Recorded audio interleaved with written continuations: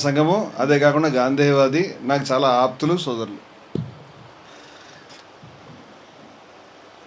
నిన్న జరిగిన దాడిని ఖండిస్తూ కుల నిర్మూలన సంఘం ప్రధాన కార్యదర్శిగా ఇక్కడ రావడం జరిగింది. రమణమూర్తి గారికి మా సపోర్ట్ ఎప్పుడు ఉంటుంది. సమాజం ఎట్లయిపోయిందంటే చాలా మిక్స్ అయిపోయింది. సమాజం పూర్వం నుంచి కూడా ఋషుల కాలం నుంచి, సప్త ఋషుల కాలం నుంచి ఎట్లా ఉందంటే, ఒకవైపు సెక్షన్ పీపుల్ అంతా అభౌతిక విషయాల పట్ల రీసెర్చ్ చేస్తుంటారు, భౌతిక విషయాల పట్ల కూడా అందులోంచే భౌతికంగా సమాజం ఎట్లా నడవాలి, సమాజం అంతా ఏకతాటిపై ఎట్లా రావాలి, సమాజం అంతా ఒకరినొకరు హృద్భావంతో ఎట్లా ప్రేమపూర్వకంగా ఉండాలని ఈ రెండు చెప్తాయి. ఇప్పుడు ఎట్లయిపోయిందంటే, భౌతిక అవసరాల కోసం అభౌతిక విషయాలని ఆధారం చేసుకొని మాట్లాడుతున్నా. అంటే నా ఆకలి తీయడానికే దేవుడి విషయాన్ని తీసుకొస్తానా, నా గర్వం చూపించడానికి దేవుడిని మధ్యలో తీసుకొస్తానా, నా ఉనికిని కాపాడడానికి దేవుడిని మధ్యలో తీసుకొస్తా. ఇట్లాంటి కాలం ఎక్కువైపోయింది. ఈ రెండు వేరు వేరు విషయాలు. భౌతికంగా మనం సమాజం ఎప్పుడు శాంతియుతంగా, బుద్ధుడు అదే చెప్తాడు, ఎవరో వచ్చి దేవుడు ఉన్నాడు అని అడిగితే అది పక్కకు పెట్టు అంటాడు. ఉన్నా లేదా సమాధానం గురించి కాదు ఇక్కడ, నీ గురించి అడుగు, సమాజం గురించి అడుగు, సమాజం ఎట్లా నడవాలి అడుగు, సమాజం న్యాయంగా ఎట్లా ఉండాలని అడుగు, సమాజం మనందరం ఎట్లా ఒకే భావనతో బతకాలు ఉండాలని అది సమాజము. అభౌతిక విషయాల పట్ల పక్కకు పెడతాడు ఆయన. సో అభౌతిక విషయాలు అంటే ఏంటంటే, మనకి శాంతి అంటే మనసుని ఎక్కడో భయం వేస్తుంది. రాత్రిపూట భయాన్ని ధైర్యంలాగా, ఒక వెలుచుక్కలాగా అభౌతికంగా దేవుడు కనపడుతుంటాడు.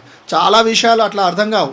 ఇప్పటికీ అడిగితే మహా పండితుడు దేవుడు ఉన్నాడా లేడా అంటే ఎవరో చెప్పిన శాస్త్రం చెప్తుంది తప్ప ఉన్నాడా లేదా ఎవరు చెప్పరు. సో రమణమూర్తి గారు అందులో నేను అగ్నోస్టిక్ అన్నాడు. అంటే ఉన్నాడో లేదో తెలియదు నాకు అనే తత్వం కలిగి ఉన్నారు మనిషిని అని చెప్తాడు ఆయన. సో అట్లాంటి విషయాలు అంటే సమాజాన్ని నడపాలంటే భౌతికమైన విషయాలు ఎక్కువ మనం కాన్సన్ట్రేట్ చేయాలా, సమానత్వం గురించి మాట్లాడాలా, సమాజం ఎట్లా నడవాలో మాట్లాడాలా, సమాజంలో ప్రశ్నించడం నడవాలా. సో ఉపనిషత్తు కాలం నుంచే ప్రశ్నోపనిషత్తే ఉందని విన్నాను, పెద్దలు చెప్పాలి. ప్రశ్న ఆగదు.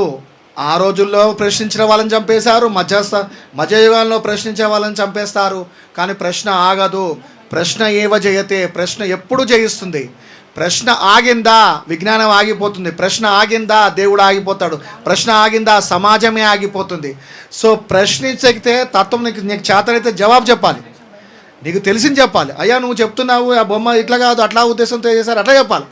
నువ్వు ప్రశ్నని అడ్డుకుంటానంటే ప్రశ్న అడ్డుకునే ప్రసక్తే ఉండదు. ప్రశ్న అడ్డుకుందంటే సమాజం మళ్ళీ అట్టడు నుంచి పైకి లేస్తుంది. ప్రశ్న ఆపావా, నిన్న ప్రశ్న ఆపారు, ఈరోజు ఇంత సమావేశం జరిగింది. ఏ ప్రశ్న ఆపడానికి ప్రయత్నించినా సమాజం ఊరుకోదు. సమాజంలో ఎప్పుడు చైతన్యవంతులు కొద్ది శాతంలో ఉంటారు. ఇప్పుడు 200 మంది ఎంతో ఉన్నారు ఈ హాల్లో, 200 మందిలో కొద్ది కనపడుతుంది. ఈ చైతన్యం ఎప్పుడు ఆగదు. ఇది సమాజాన్ని మేల్కొల్పుతుంది. వివేకానందుడు అదే చేసింది, సమాజాన్ని మేల్కొనే పలిపి చేస్తానంటాడు ఆయన ప్రశ్నిస్తాడు. ఆయన కూడా ఉపనిషత్తులు ఇవన్నీ మాట్లాడుతూ బ్రాహ్మణ్యాన్ని ఒక రకంగా విరుచుకుపడ్డాడు. ఆయన ఉన్న కాలంలో అందరూ ఆయన దక్షిణేశ్వర్ రాకపోతే నేను గుళ్ళోకి రానిలేను ఆయన.